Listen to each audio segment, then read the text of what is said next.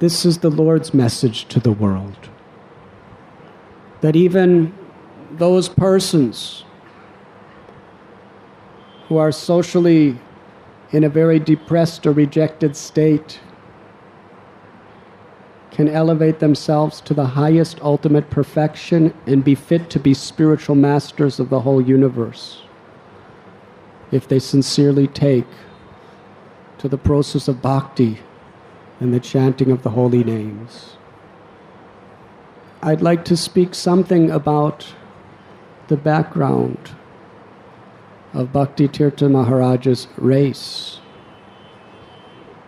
so that we can get an understanding, a better appreciation of his greatness, where he was coming from, and what he became. People are interested in hearing stories of rags to riches, success stories of people with nothing who come to the top of their particular fields. We will find this in a most resplendent form in the life of Bhakti Tirtha Swami Maharaj. Srila Bhakti Tirtha Maharaj ki jai. He's coming from the African American race. In America, the African people for centuries were oppressed and persecuted. The first Africans came to America in 1619 when a slave trader from Holland came to the West Indies and he ran out of food and he traded about a dozen African people as slaves in exchange for food. And soon this became very popular. At that time, in the colonies of America, one of the best profit-making crops was tobacco. And they needed a lot of workers in the fields. So they were importing Africans to America as slaves. The history is long. It's a fascinating subject. Perhaps the greatest, most obvious sign of hypocrisy of the United States of America. The country was founded on the principle that all men are created equal. These innocent African people, their villages were raided. They were torn out of their homes, put in concentration camps, forcibly, not paid anything, just literally kidnapped, held as prisoners, put on overcrowded boats, shipped across an ocean, and then sold as slaves. According to statistics, between 12 and 20 million Africans were forcibly ripped out of their homes and sent to America to be slaves between 1619 and 1867. 5% died in the prison camps in Africa.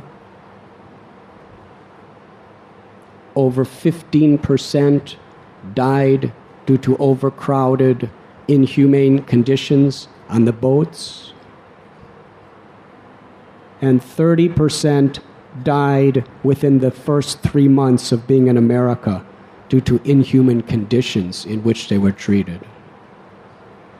So approximately 50% died before they were even made into slaves. Whipping, in order to prove who the owner was, they would brand them sometimes on the face with hot iron. They weren't allowed to have their own name. They were given the name of their masters. They had no legal rights whatsoever. They were treated worse than animals. This went on for over 200 years. And then in 1861, America had a civil war. It began in 1861, it ended in 1865. One of the prime reasons for this war is the North wanted to abolish slavery and the South wanted to keep slavery.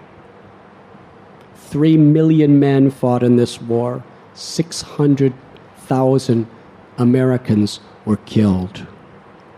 More than World War I, more than World War II, more than any other war, Americans were killing each other. And ultimately, with the victory of the North, in 1865, the 13th Amendment of the Constitution was created, which abolished slavery. Previously, in 1667, slavery became a legal institution throughout America.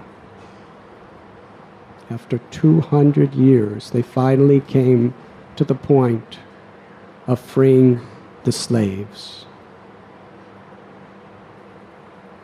But in many cases, this was only an external, superficial, legalistic reality.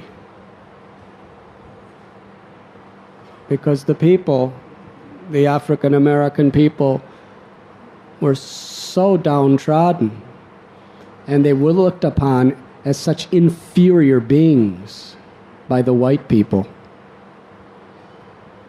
that practically all of them were forced to live in the poverty of ghettos.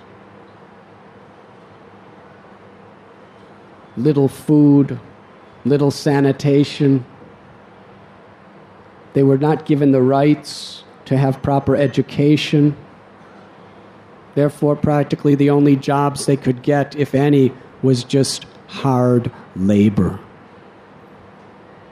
Especially in the southern states, blacks were not allowed to use the same restrooms as whites. They were not allowed to use the same drinking fountain. They had to go to the back of the buses, and they were never allowed in the same schools. Inferior education. Keep them down.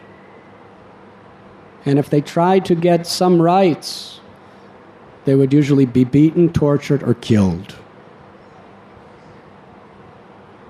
And factually, this was the way America was until the 1960s.